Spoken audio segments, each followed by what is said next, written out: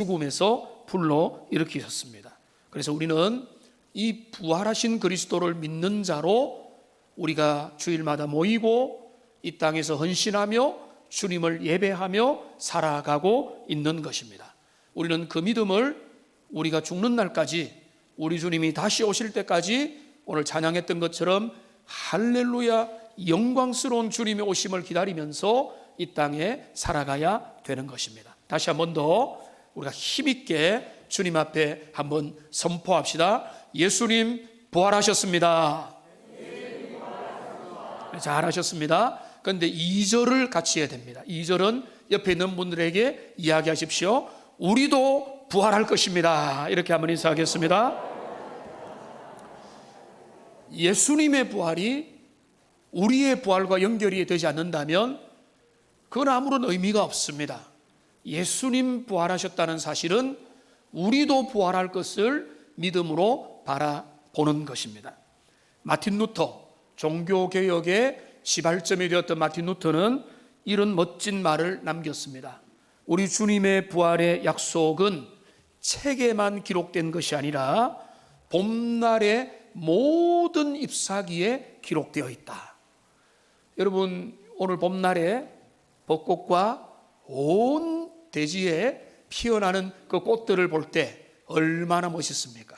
죽은 것 같았던, 저기에 생명이 있느냐라고 의심스러웠던 그 나무에서 우미 돋아나고 아주 파릇파릇해지고 꽃이 피는 이 놀라운 역사를 통해서 우리 하나님의 사람들은 부활은 이 자연의 세계 속에도 얼마든지 그 흔적을 찾을 수 있다라고 여길 수 있는 것입니다. 한 유명한 역사신학자는 온 세상의 역사 가운데 가장 중요한 사건 3가지를 뽑고 마지막 한 가지가 우리에게 남아있다 이렇게 이야기했습니다.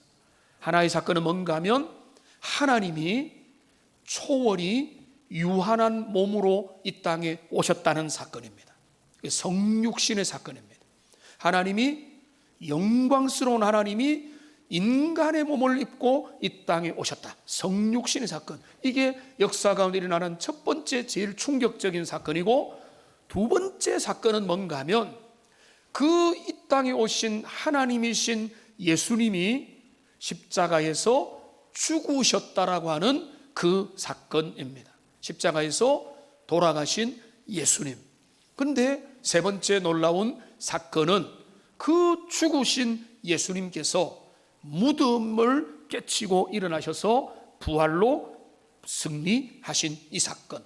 이 3대 사건이 온 인류 역사에서 우리에게 견줄 수 없는 너무나 중요한 사건이다. 그런데 우리는 마지막 하나의 사건을 기다리고 있다는 것입니다. 오늘 할렐루야 찬양대가 그런 면에서 너무나 연결되는 찬양을 했습니다. 뭡니까? 부활하신 주님이 이 땅에 다시 오실 것. 우리 주님이 온 세상을 심판하고 온 우리의 부활을 일으키기 위해서 역사의 새하늘과 새 땅을 이룩하기 위해서 우리 주님이 당신의 정한 그 시간에 때가 차면은 오실 거다. 그게 바로 역사의 마지막 남아있는 재림의 사건이고, 인류와 우리는 앞에 세 가지는 이미 성취가 되었고 이제 남아있는 마지막 하나, 그대로 약속대로 성취될 그 재림을 기다리는 자로 이 땅을 살아간다. 이렇게 너무나 명백하게 쉬우면서도 분명하게 이 우리의 인생과 역사의 의미를 그 신학자는 정리를 했습니다. 그래서 우리는 이 남은 때를 살아가면서 부활신앙 붙들고 인내하며 찬양하며 유혹과 시험을 이기고 하나님의 영원한 도성을 바라보면서 살아가는 것, 그게 바로 성도의 신앙의 본질인 겁니다. 오늘 고린도전서 15장을 우리가 읽었습니다. 고린도전서 15장은 유명한 부활장입니다. 부활에 대한 확신과 증거들과 비유들과 그 부활의 의미들이 잘 나타나 있습니다. 저도 한때 그랬는데요, 성경을 사랑하지 않는 자들에게는 이 성경을 읽으면 고린도서 15장을 읽다가 시험은 안 들겠지만은 귀찮고 불편합니다. 왜 했던 말 또 하고 또 반복하느냐 이렇게 나옵니다. 근데 말씀을 사랑하는 자들은 이 말씀을 읽으면서 그게 그런 게 아니라는 것을 알게 됩니다. 반복하는 것 같지만은 반복이 아니요, 여기에는 부활의 또 다른 측면들, 또 다른 이유들과 그 의미와 목적들이 여기에 잘 그려지고 있다는 것을 우리에게 드러내고 있습니다. 여러분, 하나님의 말씀을 더 많이 사랑하는 여러분들이 되시기를 소망합니다. 주님을 사랑하면 사랑할수록 진리의 말씀으로 더 가까이 가야 하나님의 사랑이 실제적으로 내 안에 온전히 역사하기 때문에 그렇습니다. 막연히 주님을 사랑하는데도 말씀을 모르고 말씀에 무관심한 분들은 결국은 말씀에서 멀어지고 진리에서 멀어지고 아주 화석화된 신앙생활에 빠져들 수밖에 없기 때문에 그렇습니다. 그래서 오늘은 이 고린도서 15장에 나타난 우리가 읽었던 이 본문을 중심으로 우리가 몇 가지 예수님 부활의 의미와 그 중요성을 살펴보기 원합니다. 근데 이 본문보다 앞서서 우리가 12절을 읽었는데요, 1절부터 11절까지의 내용을 눈으로 쭉 살펴보면 여기에서 바울이 강조하는 것은 한마디로 말하면은 예수님 확실히 부활하셨다라고 하는 이런 내용을 여기에서 말하고 있습니다. 예수님은 확실히 부활하셨다, 증인들이 있고 약속대로 성취되었고 이거는 너무나 분명한 증거를 가진 사실이다라고 1절부터 11절까지 이야기합니다. 예수님의 부활은 신화도 아니고 잘 꾸며낸 시나리오도 아니고 어떤 연극도 아니라 예수님의 부활은 구약의 예언이 성취된 사건이면서 무엇보다 수많은 목격자가 있는 그런 일이라고 했습니다. 여러분, 거리에 보면은 프랜카드에 목격자를 찾습니다 라고 할 때 한 사람의 목격자라도 드러나면 얼마나 그 사건의 중요한 향방이 결정되겠습니까? 근데 여기 보면은 예수님의 부활에는 당대의 목격자들이 수두룩했습니다. 예수님은 먼저 부활하신 그리스도는 베드로에게 나타났습니다. 그 다음에는 12 형제들에게, 12 제자들에게 나타났습니다. 그리고는 그 500여 명이 되는 사람들 가운데 부활하신 주님은 나타내 보여주셨습니다. 더 중요한 것은 그 500여 명의 사람들 중에 절반 이상은 지금도 이 고린도 전서를 적는 이때도 눈을 뜨고 다 살아있는 사람들이에요. 예수님의 부활을 목격한 사람들이 250명 이상이 생존하여 증언을 하고 있다는 것입니다. 그뿐만 아니죠. 또 뭐라고 이야기합니까? 여기에 보면은 또 예수님의 동생 야고보에게 나타내셨다고 했습니다. 그리고 마지막으로는 만삭되지 못하여 난 자 같은 하나님의 은혜를 입은 나 바울에게도 우리 부활하신 주님이 나타나셨다 이렇게 말하고 있습니다. 그러니까 이 앞에서 고린도서 15장 1절에서 11절까지 바울이 말하는 바는 한 가지입니다. 예수님의 부활은 확실한 역사적인 사실이고 여기에는 너무나 많은 증인들이 있고 증거가 있고 증명이 가능하다 이렇게 말씀하고 있습니다.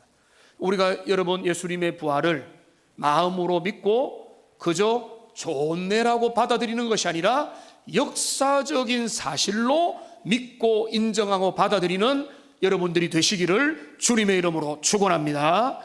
기독교 신앙은요, 감정의 부추김이 아니에요. 심리적인 어떤 내가 생각을 그렇게 하지 이런 문제가 아니에요. 기독교 신앙은 철저하게 역사를 기반으로 하고 있습니다. 그래서 많은 사람들이 교회사 가운데, 세상 역사 가운데 기독교의 허구를, 특별히 예수님의 그 십자가가 하나님의 아들이 됐다는 것과 그리고 십자가 사건과 그리고 예수님의 부활이 잘못되었다는 것을 연구를 하려고 해서 그래서 교회를 타격을 입히고 신앙을 박살을 내려고 했던 꽤 많은 사람들이 있습니다. 여러분, 그 중에 성공한 사람은 한 사람도 없습니다. 왜냐하면 증거가 없는 데서 그들이 증명할 수는 없기 때문에 그렇습니다. 막연하게 그럴 리가 없다, 그거는 말이 안 된다, 이런 주장은 얼마든지 있지만은 빈 무덤에서 그들이 증명을 할 수는 없는 겁니다. 증명을 하려고 했다면 빌라도가 그 종교 지도자들이 예수님의 시체를 거리에 올려놔 보이면 기독교는 끝나는 거예요. 그러니까 이 사람들은 여러 가지 논리를 제시하고 철학을 제시하지만은 그들은 한 번도 증명에 실패할 수밖에 없어요. 왜? 그들은 진리 아닌 것을 증명을 하려고 하기 때문에 주장만 있는 것입니다. 어떤 영국의 젊은 변호사가 있었습니다. 프랭크 모리슨이라고 하는 이 변호사인데, 이 변호사는 이 말이 안 된다. 사람이, 죽은 사람이 부활하는 것도 말이 안 되는데 예수님이 부활했다는 것은 진짜 말이 안 되는 신화고 거짓이라는 것을 자기의 모든 그 지성을 동원해서 반박하려고 연구를 시작했습니다. 그래서 그가 연구를 하고 결국은 그 모든 것을 종합하여 책을 출판했습니다. 그 책에는 놀랍게도 예수님 부활은 진실입니다, 나는 그것을 받아들일 수밖에 없습니다라고 고백하는 내용으로 가득 찬 책을 출간한 것입니다. 그 책의 이름이 Who Moved the Stone 이라고 하는, 누가 돌을 옮겼는가라고 하는 전 세계적으로 기독교 안에서 베스트셀러가 된 그런 작품입니다. 부활을 반대하고 그 기독교 신앙을, 역사성을 방해하려고 했던 그 모든 신호들은 절대로 성공할 수는 없습니다. 주장을 할 수는 있습니다. 말이 안 된다고 항변을 할 수는 있습니다. 그러나 그들은 증명 불가능합니다. 왜? 일어난 일을 안 일어났다라고 증명할 수는 없기 때문에 그렇습니다. 그리고 더 이상한 일이 있습니다. 저는 그거를 더 이상하다고 여기는데요, 여러분 우리나라 K 드라마의 그 K 드라마 전 세계에 얼마나 유행을 하고 있습니까? 그 기폭제가 된 것으로 알려진 게 대장금이죠. 대장금. 저는 우리 가족들이 대장금을 같이 본 추억이 있습니다. 너무 재밌게 봤어요. 장금이가 정말로 초라한 인생의 장금이가 이렇게 우여곡절 끝에 신임을 얻고 위기와 여러 모함 속에도 잘 역할을 하다가 결국은 그 수락관을 차지하게 되고 왕궁의 수라상들을 검증하게 되고 여러 왕을 도와주고 하는 이런 정말로 대하 드라마. 그래서 우리가 대장금 2를 그렇게 기다렸는데 아직도 소식이 없어요. 분명히 만들어낸다고 했는데 이영애가 지금 타이밍을 놓친 거 아닌지 모르겠습니다. 그런데 K 드라마 한류의 출발점이 대장금인데, 여러분 이거를 생각해 보세요. 얼마나 멋있게 드라마가 그려졌습니까? 근데 대장금, 이름이 장금이죠. 장금이. 근데 이게 그 정조실록에 보면, 중종실록에 보면은 짧은 장금에 대한 표현이 있습니다. 이렇게 되어 있습니다. 의녀 대장금의 의술이 조금 괜찮아 대내를 출입하면서, 대내는 뭔가 하면 왕과 왕비 대비의 거처를 대내라고 했다네요. 대내를 출입하면서 간병하니 전체 알을 대장금에게 주어라. 전체 알은 뭔가 하면 이거는 오늘 말하면 정규직입니다. 날마다 출근하면서 월급을 많이 받으면서 할 수 있도록 하는 지위를 주어라고 하는 것이 중종실록에 기록이 되어 있습니다. 그리고 앞뒤에 조금 그 기록이 있습니다. 근데 이 극작가, 역사를 기초한 사극의 작가는 진짜 훌륭하죠. 요 짧은 몇 마디 문장을 가지고 엄청난 드라마를 성공해 낸 것입니다. 그런데 이것만 그런 게 아니에요. 세계 역사들도 여러 유명한 역사가들과 정치인들과 위인들의 이야기들을 보면은요, 어떤 경우에는 어떤 돌에 새겨진 하나의 문장을 가지고 그 사람의 생애를 기록하기도 하고, 어떤 짧은 하나의 어떤 문장을 가지고 이거는 정말로 이런 일이 있다고 이야기를 하는 것입니다. 진화론자들을 보십시오. 진화론자는 뭘 말합니까? 어디 인도네시아에서, 아프리카에서 어디에서 두개골과 어떤 해골을 발견해 가지고는 그 해골이 바로 진화론의 상징이다. 근데 중간 연결 고리는 전혀 발견하지 않고 그 한두 개 뼈를 가지고, 우리들 중에도 기형이 나올 수도 있고 또 다른 어떤 형태가 특이한 사람이 있을 수 있는데, 그걸 가지고 과학을 진화론으로 재단을 하는 겁니다. 그 재단의 끝판왕은 뭔가 하면은 빅뱅 이론이에요. 여러분, 빅뱅 이론이 눈으로 확인됐습니까? 확인 전혀 안 됐어요. 그런데 그들은 뭡니까? 역사의 처음에 우주의 대폭발이 있었다. 그들이 가설을 세우고 이 가설을 가지고 모든 세계를 그들의 입맛 따라 재단을 하는 것입니다. 여러분, 그런 거 가지고 여러분 시비 걸어봤어요? 그런 거 가지고 헌법 소원을 내본 적이 있습니까? 그거는 말이 안 된다고 생각을 해본 적이 있습니까? 별로 없죠. 믿는 사람은 그러려니 하면서 그건 아니다라고 내 믿음 따로 나의 과학적인 사고 따로지만은, 여러분, 미국 같은 경우에는 창조론을 가르치는, 분명히 합법적으로 가르치게 되어 있고, 진화론도 하나의 견해에 불과하다는 것을 가르치게 되어 있고, 여러 나라에서도 그렇게 하는데 우리도 그렇게 돼야 돼요. 진화론, 그런 견해가 있다라고 가르치는 것, 그거는 괜찮아요. 그런데 이 사람들은 진화론자들인지 과학자인지 역사학자들은 그들이 하는 걸 뭔가 하면 비석 하나에 있는 문구를 가지고도 역사를 재해석하고 의미를 창출하고 책을 지어내고, 이거는 역사에 이런 일이 있었다고 말을 한다는 거예요. 생각해 보십시오. 예수님의 십자가와 부활은 거기에 비하면 수백 배, 수천 배의 증거들을 다 가지고 있는 그 역사적인 사건이라는 거예요.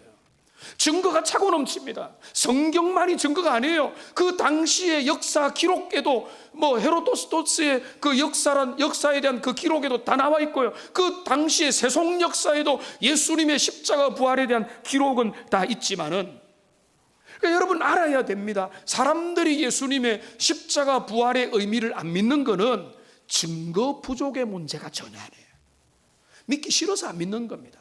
받아들이기 싫은 겁니다. 그 부활의 사실을 그들은 받아들이기 싫어서 받아들이기 싫은 이유를 다른 데서 찾고자 할 뿐이기 때문에 그렇습니다. 그러니까 우선 분명한 것은 사도 바울이 15장 1절부터 12절까지 이야기하는 대로 예수님의 부활은 너무나 확실한 역사적인 사실이었고, 예수님은 예언을 따라 증명할 수 있는 여러 증인들을 통해서 확실히 부활하셨음을 여러분도 믿고 받아들이는 하나님의 사람들이 되시기를 주님의 이름으로 축원합니다.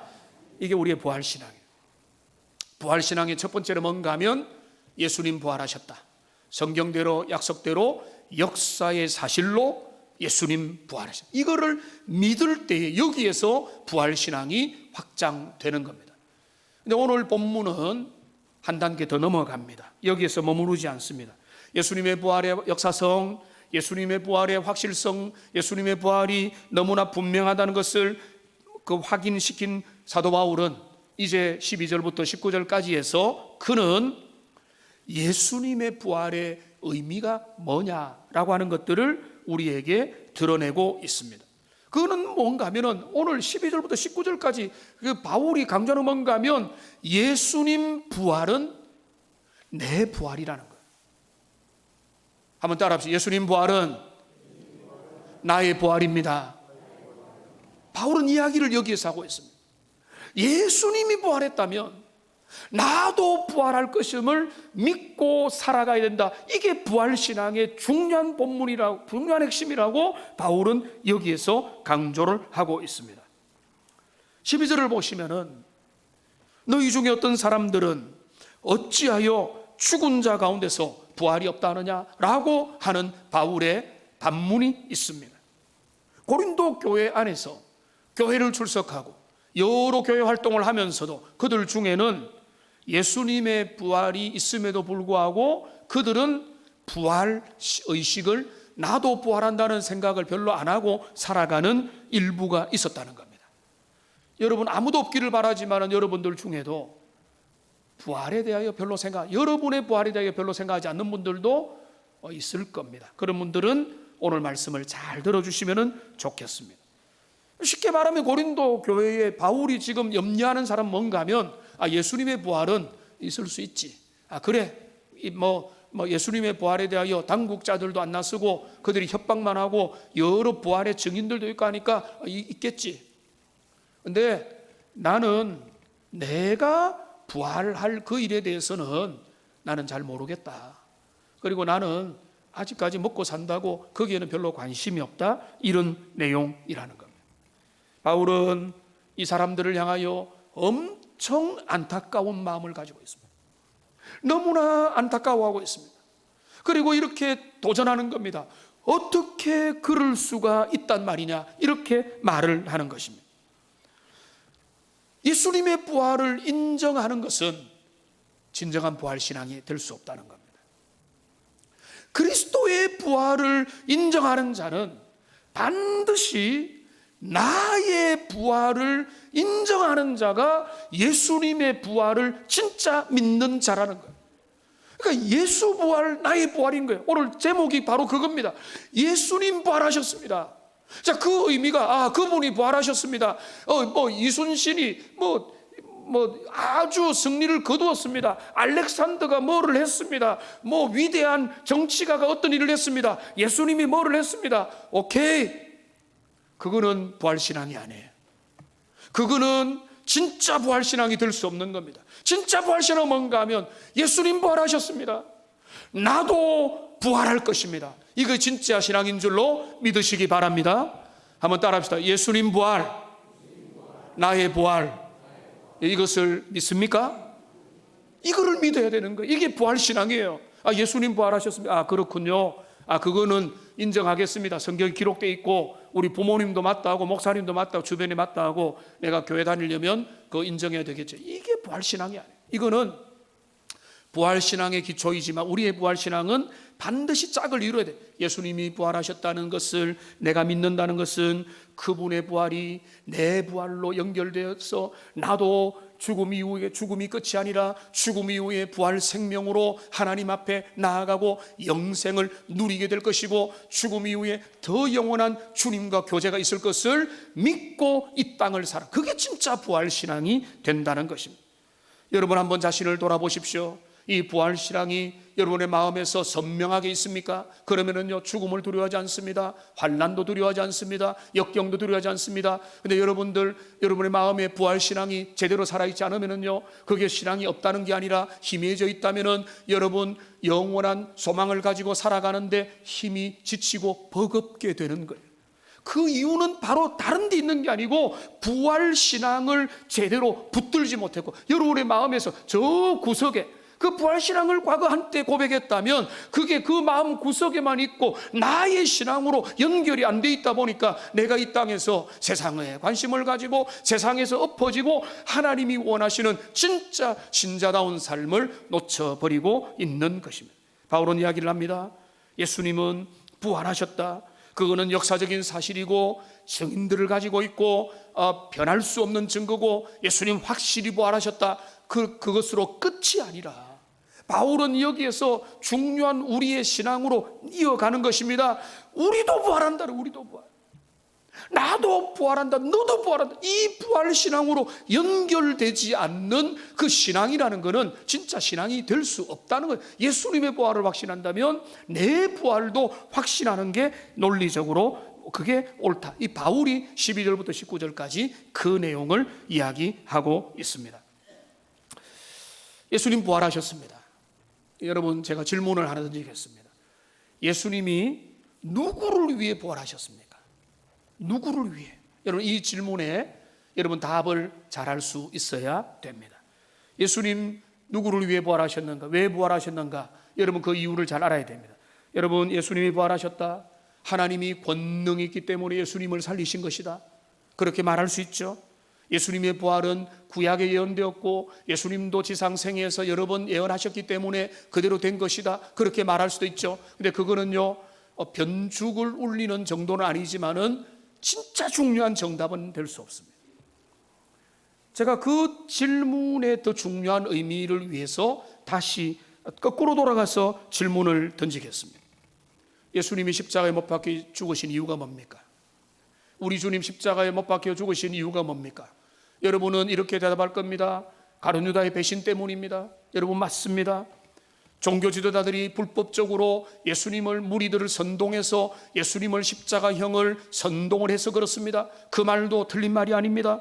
로마의 빌라도 총독이 우유부단하게 십자가 사형 언도의 최종 사형 언도를 했습니다. 그 말도 틀린 말이 아닙니다.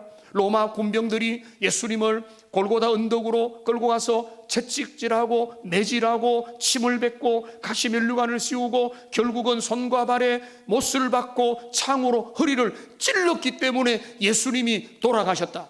여러분, 그 말도 틀린 말은 아니지만은, 여러분, 믿음의 사람은 그렇게 대답하는 것으로는 그거는 우리의 신앙의 고백이 될 수가 없는 겁니다. 예수님이 왜 돌아가셨습니까? 예수님은 우리의 죄를 위하여, 우리의 죄 문제, 인생에 해결할 수 없는 그 죽음의 문제를 대신하여 정죄받으시고 심판당하기 위하여 그 십자가를 기어이 일부러 자원하여 그 길을 걸어가셨다. 이거를 보지 못한다면 그냥 역사적으로 군병이 찔렀다, 빌라도가 선언했다, 제자가 배신했다, 이 모든 것들의 복합적인 결과로 예수라는 분이 십자가에 못 박혔다, 이거는 사회과학적인 분석이고 논리적인 분석이고 그냥 철학적인 해석인 거예요. 근데 그거는 제일 중요한 것을 놓치는 겁니다. 그리스도가 죽으심은 우리 인류의 죄와 바로 나의 죄를 위하여 죽으셨다. 다시 물어보면 여러분 마음으로 대답해. 예수님이 왜 돌아가셨는가? 왜 십자가 지셨는가? 나를 위해서라는. 간단하게 말하면 죄인을 위하여, 인류를 위하여, 나를 위하여. 그러면 다시 우리의 질문으로 돌아갑시다. 예수님 왜 부활하셨습니까? 예수님의 부활은 나를 위한 거라는 거예요. 우리의 부활을 위하여 예수님이 그 일을 하셨다는 거예요. 여러분, 이거를 볼 수 있는 눈이 열리기를 바랍니다. 로마서 4장 25절 말씀을 보십시오. 같이 한번 읽어보겠습니다. 예수는 우리가 범죄한 것 때문에 내줌이 되고 또한 우리를 의롭다 하시기 위하여 살아나셨느니라. 여러분, 여기 보십시오. 성경의 강조점은 예수님이 십자가 지시고 부활하신 일의 역사적인 의미를 서술하는 게, 그거는 틀린 건 아니지만은 그거는 어떤 의미에서 핵심이 아닌 거예요. 예수님의 십자가는 우리의 죄 문제를 해결하기 위한 하나님의 방법으로 그리스도가 죽으셨고, 예수님이 부활하신 것은 우리가 주님 앞에 의롭게 되고 그리스도의 모든 복음의 효력이 성령님 안에서 제대로 효과적으로 역사하기 위하여 우리 주님이 부활하신 것입니다. 그러니까 예수님이 왜 부활하셨는가? 그거는요, 여러분 멀리 남 이야기하는 것처럼 하면은요 그 은혜를 모르는 거예요. 그리스도가 부활하신 것은 나 때문이에요. 내가 부활할 그 신호탄이 되기 위하여, 내 부활을 정말로 소망하기 위해서, 우리는 그려볼 수 있기 위해서 예수님은 부활하신 겁니다. 그래서 오늘 바울은요 교육을 많이 받은 사람이에요. 바울은 당대에 엘리트 교육을 받았어요. 그 종교적으로 철학적으로 아주 바울은 지식이 넘치는 사람이었습니다. 근데 그 바울의 지식을 저도 못 따라가지만은 비교적 간단하게 정리를 해서 오늘 이 본문을 말하면, 바울이 하고자 하는 말은 뭔가 하면 오늘 본문에 반복된 표현을 보면 됩니다. 그는 이런 말을 오늘 본문에서 자주 합니다. 만일 죽은 자의 부활이 없다면 이라고 하는 전제입니다. 만일 죽은 자의 부활이 없다면. 여러분 13절을 보십시오. 여기 보면은 만일 죽은 자의 부활이 없으면 이라고 말하고 있습니다. 15절을 보십시오. 여기 뭐라고 했습니까? 만일 죽은 자가 다시 살아나리 없으면 이라고 말하고 있습니다. 19절은 좀 표현은 다르지만 같은 말입니다. 만일 그리스도 안에서 우리가 바라는 것이 다만 이 세상의 삶뿐이면. 여러분, 이 세 가지 말은 반복되지요. 성경에서 그렇고 다른 데도 그렇지만은 반복은 강조요. 여기에 핵심이 있다는 것입니다. 죽은 자의 부활이 없다면, 여러분 바울은 뭐라고 이야기하는 줄 아세요? 바울의 논리는 이렇습니다. 죽은 자의 부활이 없다면 예수님의 부활도 없었을 거다, 이거예요. 바울이 말하는 바는 이겁니다. 죽은 자의 부활을 확증하고 가능성을 보여주기 위해서 예수님이 부활하셨다는 거예요. 예수님의 부활의 의미는 죽은 자의 부활을 위해서 예수님이 부활하셨다는 것입니다. 이 내용을 보면 이렇습니다. 죽은 자의 부활이 없다면 13절에 말하죠. 그리스도도 부활하지 않았을 것이고 17절에 말합니다. 너희의 믿음도 끝이고 너희는 여전히 죄 가운데 있을 것이며 18절에서 그리스도 안에서 이미 먼저 죽으신 분들도 망하였을 것이고 19절에 이 세상에서 너희는 가장 불쌍한 자가 될 것이고 너희가 선포하고 전파하는 모든 것도 가짜가 될 것이라고 이야기를 하고 있습니다. 바울은 이렇게 고린도 교회를 향해서 도전하는 겁니다. 너희가 예수님의 부활을 인정한다고 하면서 너희의 부활을 확신하지도 않고 너희의 부활을 기대하지도 않고 인생을 살아간다면 그거는 너무나 이상한 일이다. 왜냐하면 예수님이 부활하신 것은 너희의 부활을 위해서다. 너희의 신자의 부활이 없다면 그리스도는 부활할 이유가 없으셨다는 것이고 부활하신 그리스도 안에 세워진 교회의 모든 사역은 아무런 의미가 없다는 거예요. 고생하고 노력하고 수고하고 인내하고 견디며 예배하며 하는 모든 행위들이 헛된 이상한 일밖에 안 되는 거예요. 그러니까 그리스도의 부활은 우리 부활을 위한 그런 신호탄이 된다. 그러니까 여러분, 제가 강조하는 이유는 바로 그것입니다. 예수님의 부활을 고개 끄덕이는 자로 머무르지 말기를 바랍니다. 예수님의 부활을 확신한다면 그는 반드시 나의 부활로 인정되는 은혜가 여러분에게 회복되기를 주님의 이름으로 축원합니다. 예수님의 부활은 내 부활이다. 내 부활을 위해서 우리 주님이 부활하자. 충격적이잖아요. 예수님이 나를 위해서 십자가에 죽으신 것과 같은 원리로 내 부활을 위해서 예수님이 먼저 부활하셨구나. 그런 면에서 예수님의 부활은 우리의 부활의 신호탄입니다. 그걸 오늘 20절에는 첫 열매라고 했습니다. 한번 따라 합시다. 첫 열매. 첫 열매라는 것은 무엇을 말합니까? 따라오는 여러 열매들이 이제 곧 나타나게 될 거라고 하는 것입니다.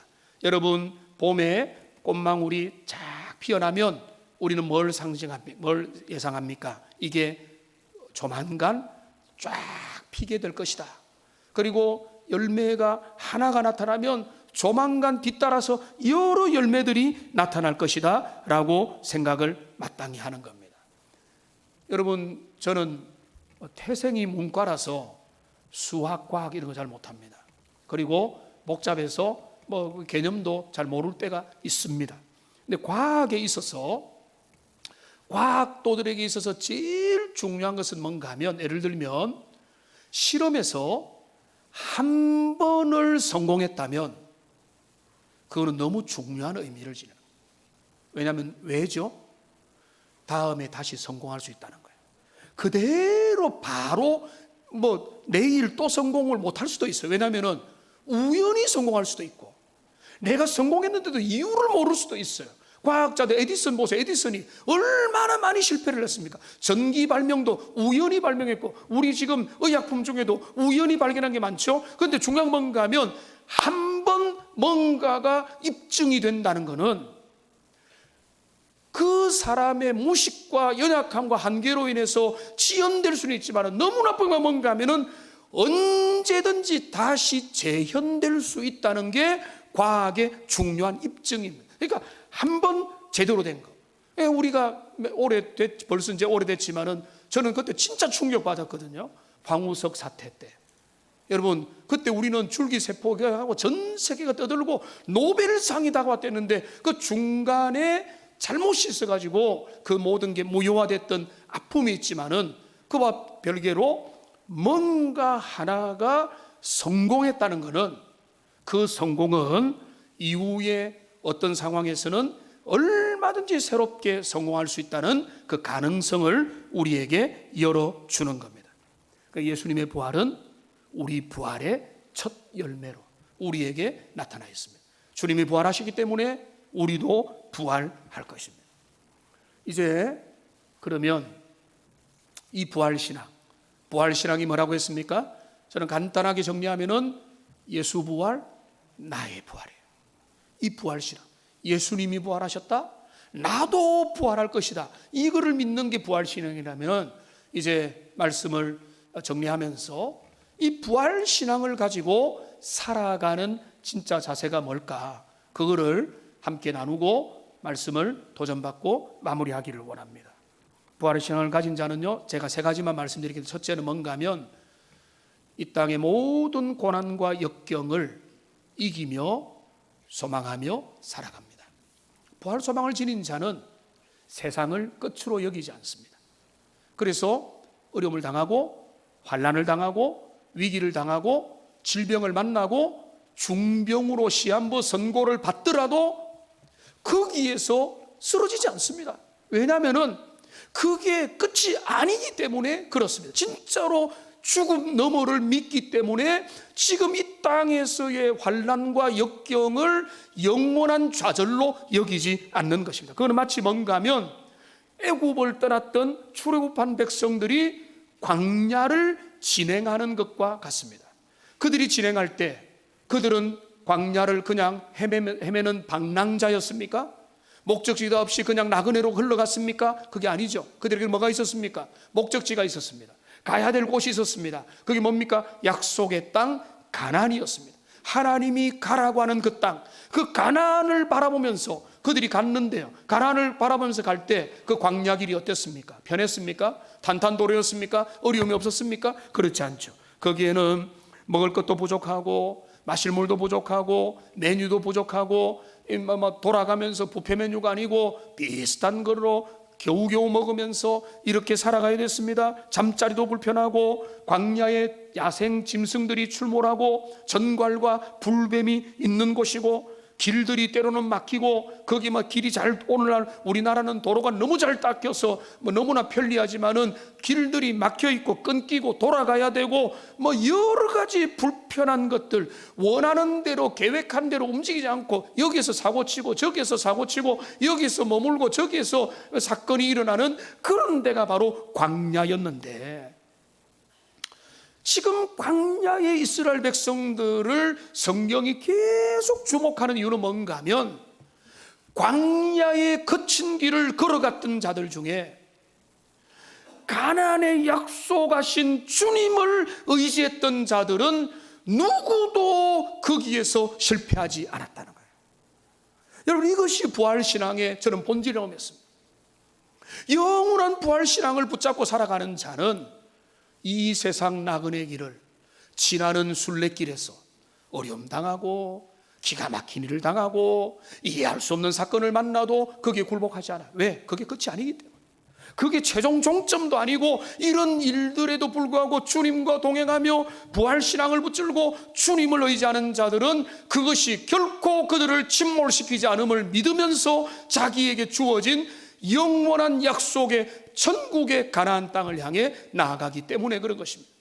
부활신앙을 가진 저와 여러분 어려움 당하죠. 육신의 약점도 있죠. 예상 못했던 어떤 여러 가지 고난으로 시험과 역경 중에 있는 분들도 있을 것입니다. 그러나 여러분, 부활신앙을 붙들고 이 또한 지나가리라는 마음을 가지고 영원한 천국을 바라보면서 이 땅의 순례길을 걸어가는 주님의 사람들 다 되시기를 주님의 이름으로 축원합니다. 그게 첫 번째고요. 두 번째는 뭔가 하면, 부활신앙을 가진 자는 죄와 죽음과 사망의 권세를 정복하여 살아갑니다. 여러분, 마귀는요 전략이 있습니다. 마귀의 전략을 알아야 됩니다. 전략과 전법을 알아야 잘 피할 수 있습니다. 마귀의 변하지 않는 전략은 뭔가 하면 인생에 매이게 합니다. 죽기를 무서워서 일생에 매여서 벌벌 떨게 만들고 이거 아니면 안 되겠다라고 그렇게 만들어버린 게 마귀가 시험하는 겁니다. 물질로 시험하고 음식으로 시험하고 인간적인 것으로 시험하고 정욕으로 시험해서 그 삶이 이 땅의 삶에만 충실하도록 만드는 게 변하지 않는 고전적인 마귀의 습관인 겁니다. 그런데 예수님 부활하셨습니다. 예수님의 부활의 의미가 뭡니까? 사망과 죄의 권세를 깨뜨리신 겁니다. 사망아, 네가 이기는 게 뭐냐? 사망이 이제는 이길 게 없다는 것입니다. 예수님이 사망을 발로 뱀의 머리를 밟듯이 마귀를 밟으시고 부활로 승리하여 지금 우리와 함께 하시고 보좌에서 우리를 위하여 기도하시기 때문에 부활의 신앙을 가진 자는 마땅히 사망도 두려움이 되지 못합니다.